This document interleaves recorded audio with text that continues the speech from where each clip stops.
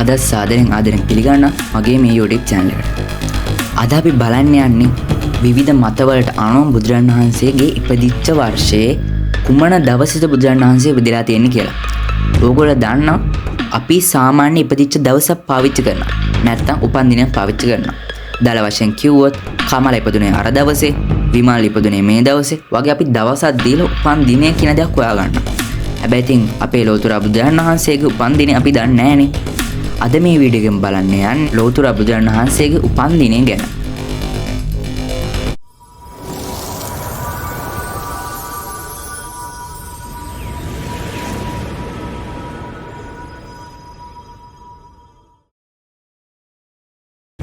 මම මේ වීඩියෝ එක පටන් ගන්න කලින් ඔයගොල්ලන්ට පොඩි කරුණක් කියන්න ඕනේ. අපි මේ කරන්න යන්නේ විද්‍යාත්මක සාධක මත පදනම් වෙච්ච චූටි පරීක්ෂණයක්. ඔයාලා දන්නවා පරීක්ෂණ කියන දේවල් අද හරි හෙට හරි වගේ චූටි කාල සීමාවක් ඇතුළත තුනත් ඇත්ත දේ බොරු වෙන්න පුළුවන්. ඒක නිසා මගේ මේ පරීක්ෂණයත් ඇත්ත වෙන්නත් පුළුවන් බොරු වෙන්නත් පුළුවන්. එහෙම නැත්නම් මේකට ගන්න සාධක මත ඇත්තටම ඇත්ත කියන්න මට කිසි හැකියාවක් නැහැ. මොකද මේක සමහර දේවල් නැත්නම් සමහර සාධක පොඩ්ඩක් විචාරලයි. ඕගොල්ලන්ට ඒක මේ වීඩියෝ එක සම්පූර්ණයෙන් බලාගෙන යද්දී තේරෙනවා. ඒක නිසා කොයිම වෙලාවකත් මේකම තමයි ඇත්ත කියලා ඕගොල්ලෝ විශ්වාස කරන්න එපා. ඕගොල්ලෝ මතක තියාගෙන ඉන්න මෙහෙමත් කෙනෙකුගේ උපන්දිනය හොයන්න පුළුවන් කියලා විතරයි. හරි. අපි දැන් හොයන්න යන්නේ බුදුරජාණන් වහන්සේගේ උප්පත්ති දවසනේ. අපිට මේකට පොඩි සාධක කිහිපයක් නැත්නම් දත්ත කිහිපයක් මත පදනම් වෙන්න වෙනවා. මේ දත්ත වලින් අපිට ස්ථීරවම කියන්න පුළුවන් දත්ත දෙකක් තියෙනවා. ඒක තමයි බුදුරජාණන් වහන්සේගේ වයස. ඒ වගේම බුදුරජාණන් වහන්සේ ඉපදිච්ච දවස. ඊට බුදුරජාණන් වහන්සේ ඉපදිච්ච මාසය. මේ ඉපදිච්ච මාසය නම් අපි දන්නවනේ මැයි මාසය කියලා නැත්නම් වෙසක් මාසය. ඒ වගේම බුදුරජාණන් වහන්සේ ඉපදිච්ච දවසේ අපි දන්නවා සම්පූර්ණ හඳ තිබ්බේ. නැත්නම් වෙසක් පුර 15ක පොහොව දින තමයි බුදුරජාණන් වහන්සේ මේ ලෝකෙට ඉපදිලා තියෙන්නේ. ඒ වගේම තුන්වෙනි කාරණාව. බුදුරජාණන් වහන්සේ ඉපදිච්ච දවසේ නම් ජීවත් වෙච්ච වයස. අපිට මේකට හම්බෙන්නේ අවුරුදු 80ක් කියලා. මේකත් ඉතින් පොඩි කාලේ ඉඳන් හැමලා මේම දන්න දත්තයක්. මොකද බුදුරජාණන් වහන්සේ ඉපදිච්ච දවසේ ඉඳන් අවුරුදු 80ක් ජීවත් වුණා කියලා අපිට ඉතින් පොඩි කාලේ ඉඳන් කියලා දෙනවානේ. ඒ නිසා මේ දත්ත තුන නම් අපිට සම්පූර්ණ විශ්වාසය තියන්න පුළුවන්. ඊළඟ දත්තේ නම් පොඩ්ඩක් විචාරලයි. නැත්තම් ඊළඟ දත්තේ පොඩ්ඩක් වෙනස් වෙනවා. ඒක තමයි බුදුරජාණන් වහන්සේගේ උප්පත්ති වර්ෂය. මම මේ උප්පත්ති වර්ෂය පිළිබඳව පොඩ්ඩක් හොයන්න Google එකේ ගහලා බැලුවා. Google එකේ එන්නේ ක්‍රිස්තු පූර්ව 563ක් විදිහට. ඒ වගේම ChatGPT එකෙත් මම මේක ගහලා බැලුවා. මොකද අපි මූලාශ්‍ර දෙකක් මත පදනම් වෙද්දි අපිට හරියටම ඒකේ එක උත්තරයක් එනවනම් මේ දත්තය පිළිබඳව විශ්වාසය තියන්න පුළුවන්. හැබැයි මට වෙනම ප්‍රශ්නයක් ආවා මේ කාරණාවේදී. මොකද ChatGPT එක මට දුන්නේ ක්‍රිස්තු පූර්ව 623. දැන් මොකද කරන්නේ? මේ උත්තර දෙක වෙනස්නේ. මම මේක තව ටිකක් ගැඹුරට හොයලා බැලුවා. මෙහෙම හොයලා බලද්දි මට හම්බුණා විවිධ මූලාශ්‍ර අනුව මේ දත්තය වෙනස් වෙන්න පුළුවන් කියලා. ඒ තමයි බුදුරජාණන් වහන්සේගේ ධර්මය අපි දන්නවා බෙදලා තියෙන එක එක කාරණාවන් ගොඩකට. ඒ කියන්නේ තේරවාදී බුදුදහම, මහායාන බුදුදහම වගේ විවිධ දේවල් ගොඩකට මේක නැත්නම් විවිධ අණු කොටස් ගොඩකට බුදුදහම බෙදලා තියෙනවා. අපි නම් පූර්ණ විශ්වාසය තියන්නේ තේරවාදී බුදුදහමට උනාට මේක පරීක්ෂණයක් නිසා අනිත් දේවලුත් පොඩ්ඩක් අපිට සලකලා බලන්න වෙනවා. ඔයාලා දන්නවා ශ්‍රී ලංකාවේ තමයි තේරවාදී බුදුදහම තියෙන්නේ. ඒ වගේම ටිබෙටේ තමයි මහායාන බුදුදහම තියෙන්නේ. මේක තමයි දැනට බුදුදහමේ තියෙන ප්‍රබලම ප්‍රභේද දෙක. නැත්නම් අපිට පූර්ණ විශ්වාසය තියන්න පුළුවන් ප්‍රභේද දෙක. හැබැයි චීනෙත් බුදුදහම පිළිබඳ පොඩ්ඩක් කතා වෙලා තියෙනවා. මේක චීන සම්ප්‍රදාය විදිහට මම හඳුන්වන්නම්කෝ. ඒ වගේම තමයි බටහිර විද්‍යාඥයෝ ඔයගොල්ලෝ දන්නවනේ හැම දෙයක්ම නිතරම හොයන්න බලනවා කියලා. මෙයාලත් බුදුරජාණන් වහන්සේගේ ඉපදිච්ච වර්ෂය පිළිබඳ පොඩ්ඩක් හොයලා තියෙනවා. මම මෙතනින් පොඩි සාධක කිහිපයක් අරන් පෙන්නන්න මේ දත්තය වෙනස් වෙන්න හේතුව. තේරවාදී බුද්ධහමට අනුව බුදුරජාණන් වහන්සේ පිරිනිවන් පාලා තියෙන්නේ ක්‍රිස්තු පූර්ව 543. හැබැයි මහායාන බුද්ධහමට අනුව බුදුරජාණන් වහන්සේ පිරිනිවන් පාලා තියෙන්නේ 544. ඒ වගේම බටහිර මූලාශ්‍ර වලට අනුව නැත්තම් ඉන්දියානු සාහිත්‍ය වංශ කතා වගේ දේවල් අසුර කරගෙන බටහිර විද්‍යාඥයන් පළ කරන මතය තමයි බුදුරජාණන් වහන්සේ ඉපදලා තියෙන්නේ ක්‍රිස්තු පූර්ව 563. ඒ කියන්නේ බුදුරජාණන් වහන්සේ පිරිනිවන් පාලා තියෙන්නේ ක්‍රිස්තු පූර්ව 483 වෙනි වර්ෂයේ. හරි. දැන් අපිට මෙතනින් ගන්න පුළුවන් තේරවාදී එකයි බටහිර එකයි. මම මෙතන මහායාන බුද්ධාගමෙන් ලැබෙන උත්තරේ පොඩ්ඩක් පැත්තකට කරලා තියන්න. ඒ වගේම චීන සම්ප්‍රදායත් අපිට විවිධාගයන් ලැබෙනවා. මම ඒකත් පොඩ්ඩක් මෙතන සඳහන් කරන්න. ඒ තමයි චීන සම්ප්‍රදායට අනුව බුදුරණන් වහන්සේ පිරිනිවන් පාලා තියෙන්නේ ක්‍රිස්තු පූර්ව 486ත් 476ත් කියන වර්ෂ දෙක අතරමැද.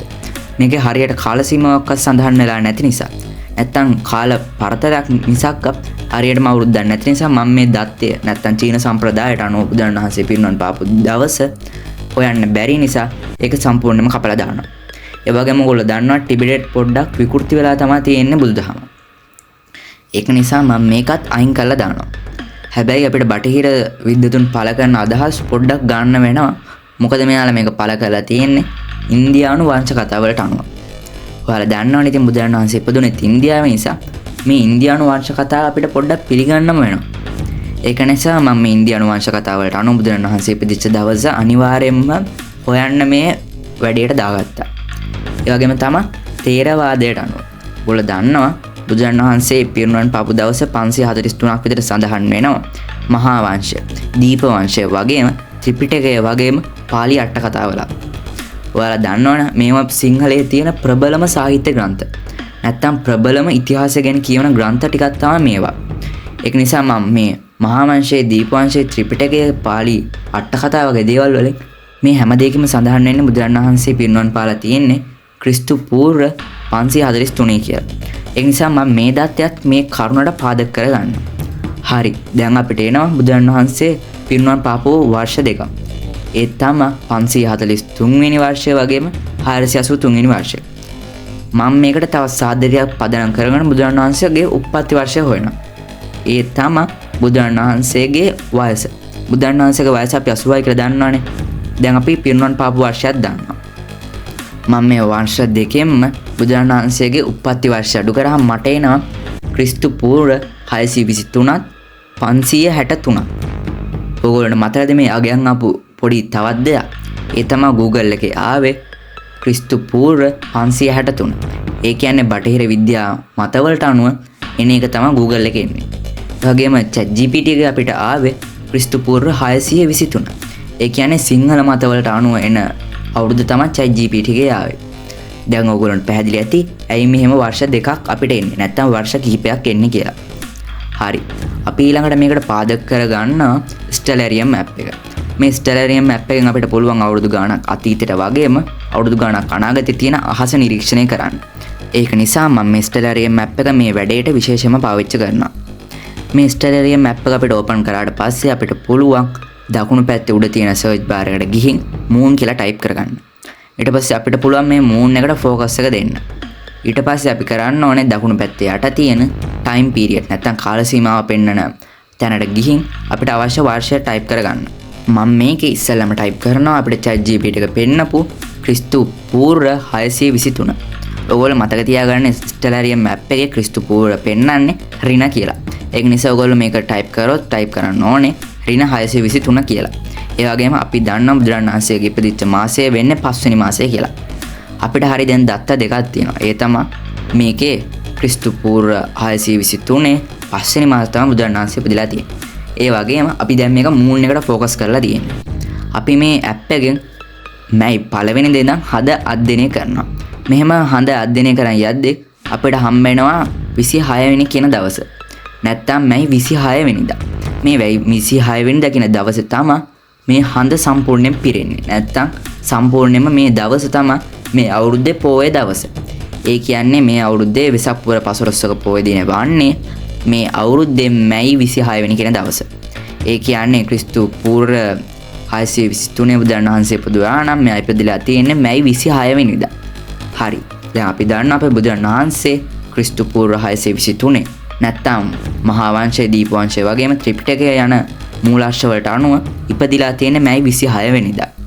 ඊළඟට අපි පොඩ්ඩක් බලමු බටහිර විද්‍යාඥයා නැත්තම් ඉන්දියානු වංශ කතාවලට අනුව බුදුරණන් වහන්සේ ඉපදිලා තියෙන දවස. මේකට මම පාවිච්චි කරගන්නේ Google එකෙන් ආපු උත්තරේ. මේක තමයි 563. අපි කතා කරන්නේ මේකට මොකද්ද හේතුව කියලා.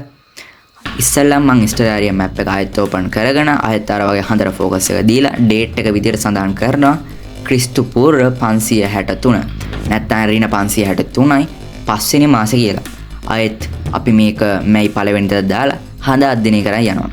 මෙහෙම හඳ අධ්‍යයනය කරන් යද්දී අපිට හම්බ වෙනවා මැයි 21 කියන දවස. මැයි 21 වෙනිදා තමයි මේ අවුරුද්දේ පූර්ණ චන්ද්‍රයාත් පිහිටන්නේ. ඒ කියන්නේ මේ අවුරුද්දේ මැයි මාසයේ පූර්ණ චන්ද්‍රයා පිහිටන්නේ. නැත්නම් වෙසක් පුර 15ක පොහොය දිනේ උදා වෙලා තියෙන්නේ මැයි 21 වෙනිදා කියන දවසේ. අපිට එතකොට දැන් කියන්න පුළුවන් බුදුරජාණන් වහන්සේ ඉපදිලා තියෙන්නේ මැයි 21 වෙනිදා හරි මැයි 26 වෙනිදා කියලා. අපිට මේක හැබැයි හරියටම කියන්න බෑ මේ දවස කියලා. අපි ඒකට මෙහෙම කියමුකෝ. බුදුරජාණන් වහන්සේගේ උප්පත්තිය මහා වංශය, දීප වංශය, ත්‍රිපිටකය වගේම පාලි අට කතාවල සඳහන් වෙන දත්ත ඇසුරෙන් බුදුරජාණන් වහන්සේගේ උප්පත්ති දවස වනුයේ මැයි 26 වෙනිදා. ඒ වගේම බටහිර විද්‍යාඥයන්ගේ අදහස් සහ ඉන්දියානු වංශ කතාවලට අනුව බුදුරජාණන් වහන්සේගේ උප්පත්ති දිනය වනුයේ මැයි 21 වන දවසයි. ඔයගොල්ලෝ මේක හරියට මතක තියාගන්න. මොකද නැත්තම් ඔයගොල්ලෝ මේ මැයි 21 වෙනිදා හරි මැයි 26 වෙනිදා කියලා හරි තදින්ම මතක තියාගත්තොත් ඔයගොල්ලෝට මේක පොඩි ප්‍රශ්නයක් වෙන්න පුළුවන්. මොකද අපි මෙතන කතා කරේ ථේරවාදය සහ බටහිර සම්ප්‍රදාය අනුව විතරයි. අපිට චීන සම්ප්‍රදාය, ටිබෙට් සම්ප්‍රදාය නැත්තම් මහායාන බුදුදහමට අනුව මේක කතා කරොත් වෙන දවස් එන්න පුළුවන්. හරි ඉතින් ඕගොල්ලොන්ට දැන් තේරෙන ඇති අපි තාරකා විද්‍යාවට අනුව කොහොමද බුදුන් වහන්සේගේ උප්පත්ති දවසේ හෙව්වේ කියලා. ඒ වගේම මට ඔයගොල්ලන්ට තවත් කරුණක් කියන්න තියෙනවා. ඒ තමයි මේ ස්ටෙලරියම් මැප් එක ගැන. මේ ස්ටෙලරියම් මැප් එකෙන් අපිට පුළුවන් රාත්‍රී හසේ තියෙන තරු රට, තරු, ග්‍රහක වගේ දේවල් පහසුවෙන් හඳුනා ගන්න. ඒ වගේම මේකේ තියෙන දත්තට නැත්නම් මේකේ තියෙන දත්තවලට අපිට පූර්ණ විශ්වාසය තියන්නත් පුළුවන්. මොකද මම උනත් රෑ ටෙලස්කෝප් එකෙන් බලද්දී පාවිච්චි කරන්නේ මේ ස්ටෙලරියම් මැප් එක. මේකේ තියෙන දත්ත ගොඩක් දුරට අපිට විශ්වාසනීයයි. හැබැයි මම මේකත් 100%ක් නිවැරදි කියලා කියන්නේ නැහැ. ඒ වගේම ඔයාලට පුළුවන් මේ ස්ටෙලරියම් මැප් එක ඩවුන්ලෝඩ් කරලා ක්‍රිස්තු වර්ෂ 499 දෙසැම්බර් 31 වෙනිදා වෙනකල්ම රාත්‍රී 7 නිරීක්ෂණය කරන්න. ඒ වගේම ක්‍රිස්තු පූර්වත් බොහෝ දුරට අතීතයේ ගොඩක් දවස්වල අහස අපිට මේක නිරීක්ෂණය කරන්න පුළුවන්. ඒක නිසා ඔයාලට පුළුවන් මේ පරීක්ෂණය මේ විදිහටම ස්ටෙලරියම් මැප් එක පාවිච්චි කරලා ඔයගොල්ලන්ට අයත් කරන්න. ඒ වගේම තමයි ඔයගොල්ලෝ මගේ වීඩියෝ බලන්න කැමති නම් මේ channel එක subscribe කරලා තියාගන්න. එතකොට ඔයාලට පුළුවන් මේ වගේ නව දේවල් මේ වගේ දත්ත පිළිබඳව පදනම් වෙච්ච පරීක්ෂණ අපෙන් දැනගන්න.